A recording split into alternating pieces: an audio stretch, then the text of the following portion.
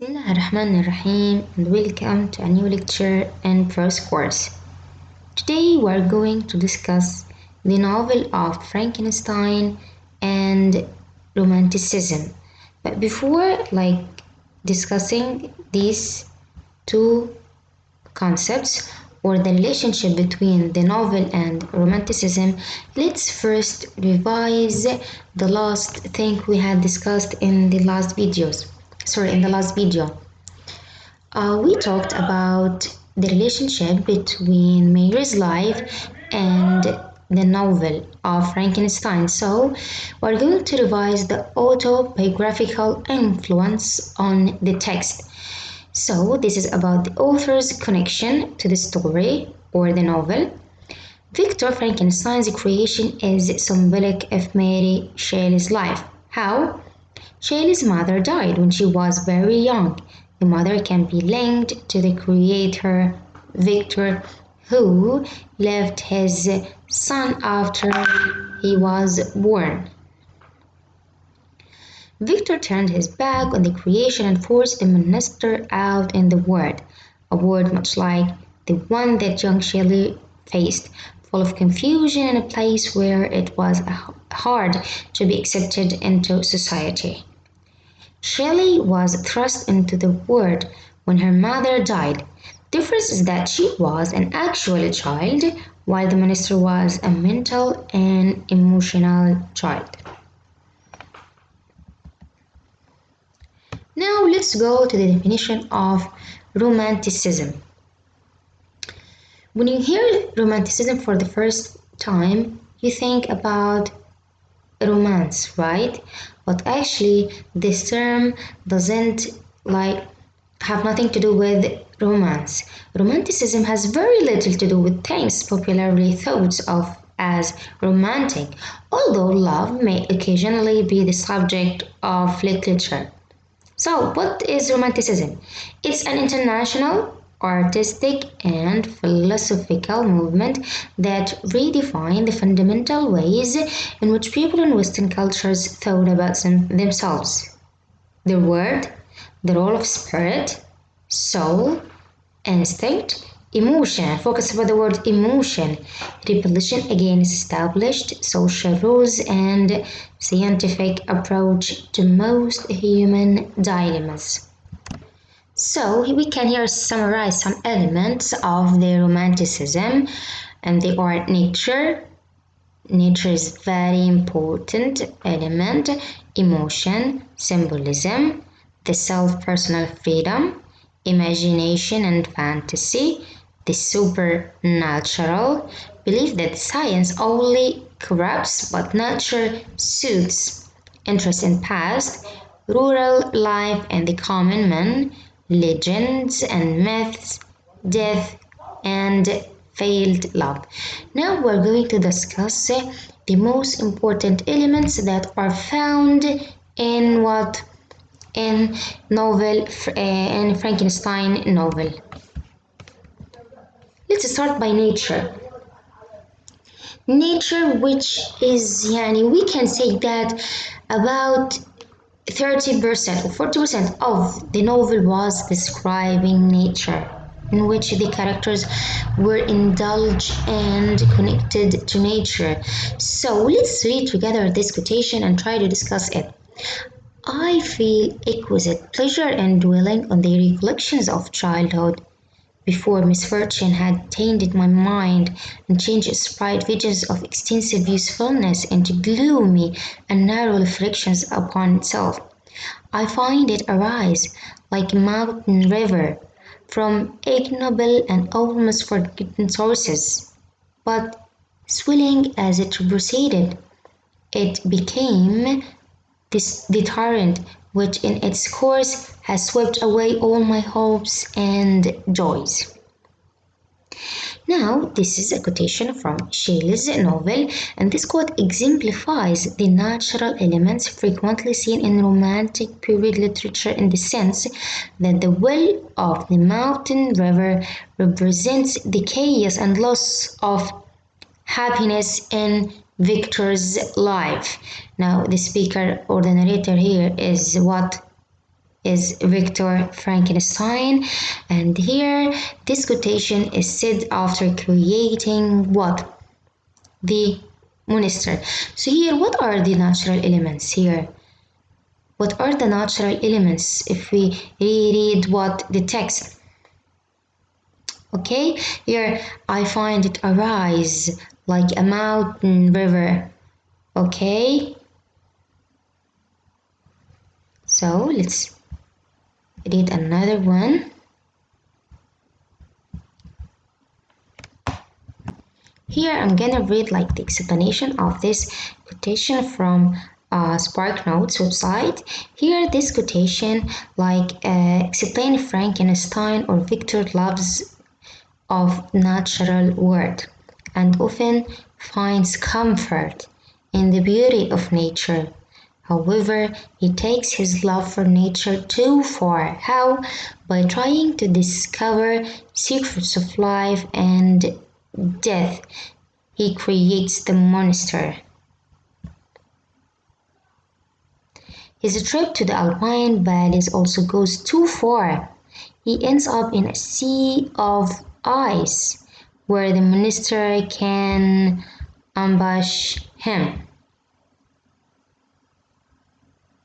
So again, if we go back to the quotation, we find a lot of natural elements here. And bending my steps toward the towers, the near Alpine Valley, sought in magnificence. See magnificence in nature, eternity of such scenes. Another quotation by Victor. My wanderings were directed towards the valley of Chamonix. I had visited it frequently during my boyhood, but naught had changed in those savage and enduring scenes. So here he's very concerned about the natural scenes.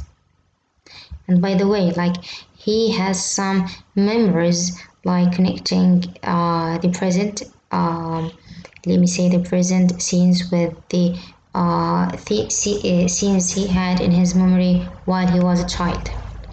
Another quotation, the weight upon my spirit was sensibly lightened as I plunged deeper in the raving of earth.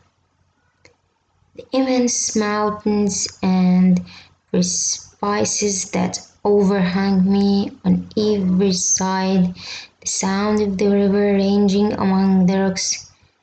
This quotation is full of figurative of speech, by the way. Besides its connection, or besides its like concerning about the nature and the strong connection between Victor and Frankenstein. Let's start. If I ask you in the exam, the weight upon my spirit was sensibly lightened. What is the figurative of speech? It could be what? A metaphor. Okay, as if like the weight can be lightened. Okay. Okay, another quotation, ruined castles hanging on the precipices formed a scene of singular beauty. Now he sees beauty in every element of nature.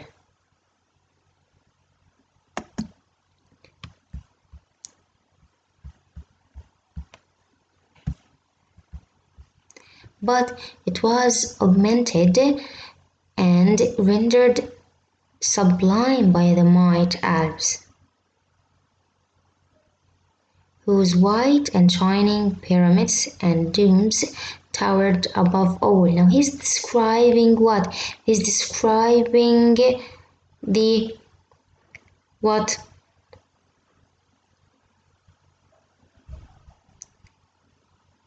The domes, the pyramids. Let's continue reading. So, whose white and shining pyramids and domes towers above all, as belonging to another earth, the habitations of another race of being. Also, I guess here we have a metaphor when he like make the dome of what, or the top of the mountain as the pyramids. So the top of the mountains as what? As pyramids. Okay. Another quotation. Mont Blanc, the supreme and magnificent Mont Blanc, raised itself from the surrounding aiguilles, and its tremendous dome overlooked the valley. So let's discuss another element, which is emotion. Let's discuss or read together this quotation. I desire the company of a man who would sympathize with me, whose eyes would reply to mine. You may deem me romantic, my dear sister, but I bitterly feel the want of a friend. This is an example of romantic emotion from Walton's point of view. This quotation is from the beginning in the four letters of the novel. His loneliness reflects the pettiness of the architect that he and his seemingly unsympathetic crew members traveled through. By the way, it reflects emotion and also the companionship. It could reflect also the theme of companionship. So another element is symbolism. Let's read together this quotation. One day, when I was oppressed by cold, I found a fire which has been lit by someone wandering beggars, and was overcome with delight at the warmth I experienced from it. Now this passage shows the symbolism that Shelley uses to explain how the creature felt when he first discovered fire. The fire represents feelings of joy, and the creature truly felt throughout the novel when in contact with what? Flames. By the way, when the minister tries to catch or touch the fire, it hurts him. It hurts him, and this is why in the last Zoom meeting we said that fire could have could have two positive sides. Like for the minister, it sent him pleasure and joy. But when he tried to catch it, it hurts him. Imagination, which is very important. Let's read together this quotation. I thought, therefore, that if in the absence of the children I could gain the goodwill and mediation of the old Delacy, I might by this means be tolerated by my younger protectors. This example of imagination is reflected in the creature's ignorance in Delacy's family, being accepting of his beastly appearance. This goes hand in hand with the romantic ideals of imagination. The purpose of it was to help the readers with certain parts of reality. This code does this by showing people that they cannot set their hopes too high. Now the minister imagined that he will be accepted by Delacy's family, but his expectation contradicts the reality. Why? Because he was rejected by Delacy's family.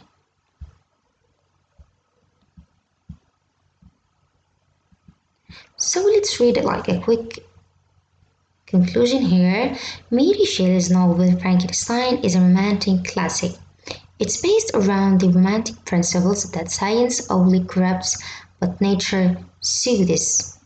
And here we can talk about Frankenstein and how his ambition toward getting more knowledge and more science corrupts him and his family.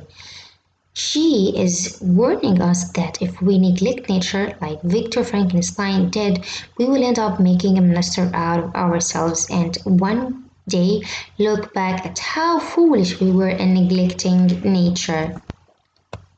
Now I will read more quotations in the novel to discuss together, and we will try to connect these quotations of some elements of romanticism. So let's start.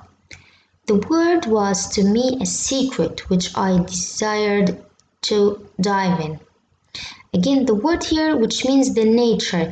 Now, every time Victor was trying to know and search the secrets of nature, he wanted to divine in it and know its secrets. So here, let's read. Frankenstein explains why science was so appealing to him.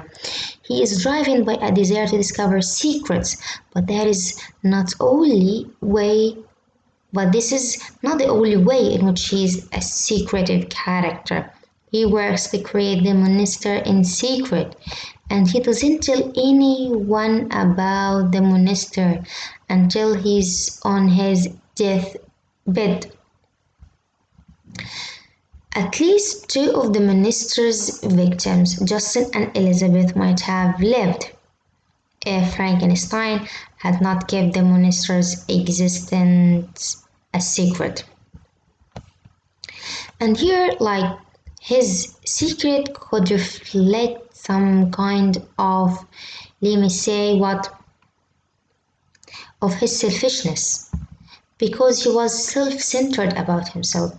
And at that time, after creating the monster, Elizabeth was sending to him many messages, but he did not reply to any one of them unless he received the death of his young brother, who is William. So another quotation, let's read together. I know that while you are pleased with yourself, you will think of us with affection, and we shall hear regularly from you.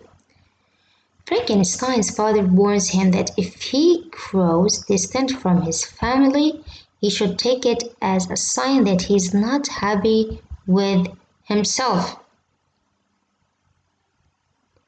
Now, Frankenstein suggests that the root of alienation is self-hatred.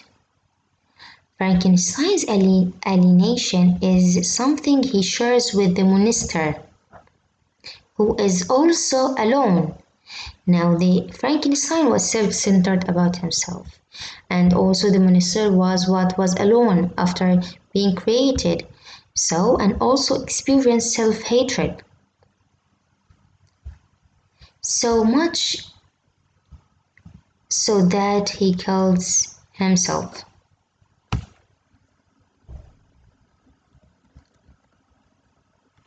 Another quotation, unless I had been animated by an almost supernatural enthusiasm, my application to this study would have been irksome. Again, we have here the supernatural enthusiasm, the natural element of romanticism. Throughout this story, Frankenstein tries to persuade Walton that he is not to blame for the monster crimes. He insists that he thought he was doing the right thing when he created the monster, but sometimes he seems to realize that his argument is not entirely convincing. In order to explain the nights he spent in vaults and corner houses, Frankenstein suggests that there was something supernatural about his enthusiasm of studying corpses, because if his enthusiasm was natural, he would not reach what the thing he had already reached.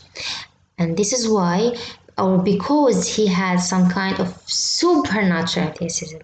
يعني الطموح اللي عنده فوق العادي. He insisted on creating what the monster. Another quotation here, a new species would bless me as its creator and source. Many happy and excellent natures would owe their being to me. No father could claim the gratitude of his child so completely as I should deserve theirs. Now, before creating the monster, Frankenstein imagines that his relationship with the monster will be even closer than the relationship of father and child. Here, theirs referred to whom? Let's say that again. No father could claim the gratitude of his child so completely as I should deserve theirs, which means the parents of or the mother and father of Frankenstein. So, this suggests that Frankenstein knew he was doing something terrible when he abandoned the monster. However, he refuses to apologize to the minister or to admit responsibility for the minister's suffering.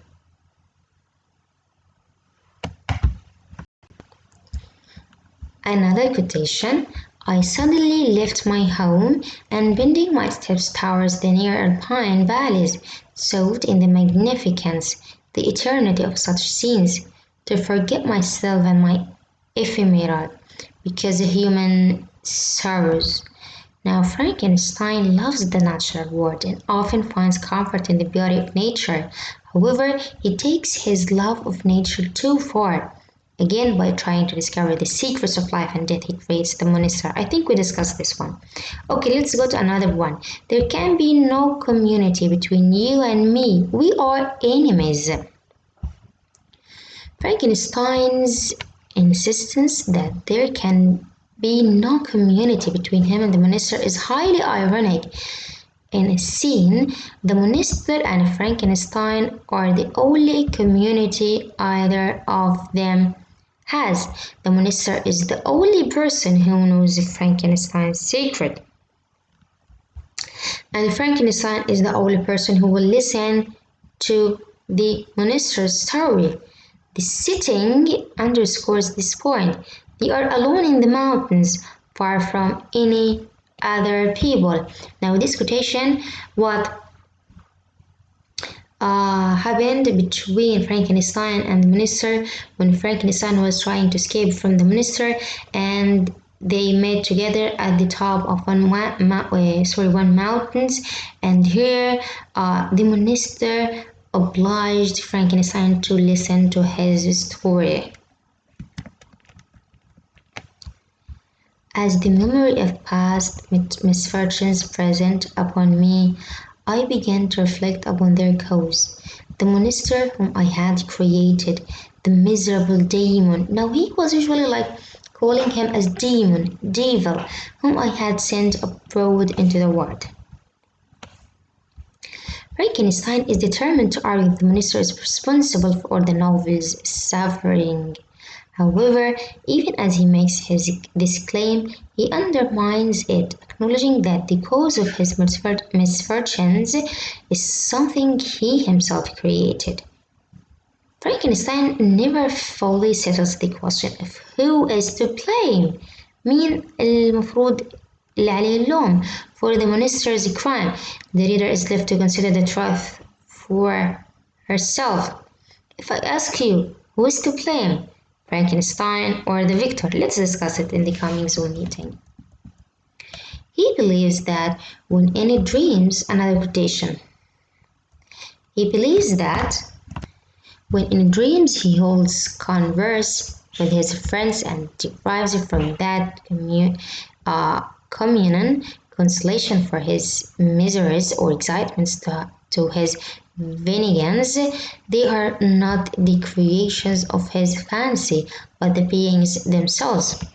Now, near the end of the novel, after we have heard Frankenstein's story, Walton tells us that Frankenstein believes his dead friends talk in him in his dreams. This underlines one of the novel's central themes, the importance of having companions. Frankenstein cannot bear being without his family and friend. It's making him mad.